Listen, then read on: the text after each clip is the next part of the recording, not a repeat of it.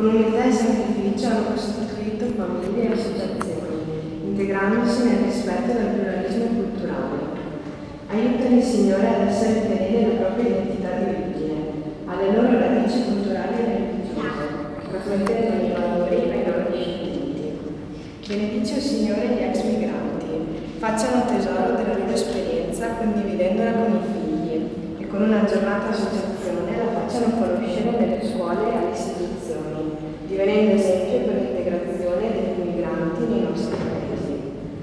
Ti raccomandiamo i nuovi migranti, giovani e adulti che si recano all'estero per studio o per lavoro. Coltivino la famiglia come valore primario, fedeli alla propria identità culturale e religiosa. Accogli con amore quando sono ritornati nella patria del paradiso. Tu solo puoi prendere loro la vera ricompensa.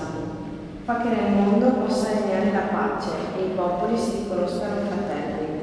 Le frontiere, tante volte attraversate dagli migranti, siano una porta per incontrarsi e non una barriera per dividersi. Te lo chiediamo per intercessione di Maria Santissima, esule migrante, con Gesù e Giuseppe in Egitto, di San Pio X e del Beato Scalabrini.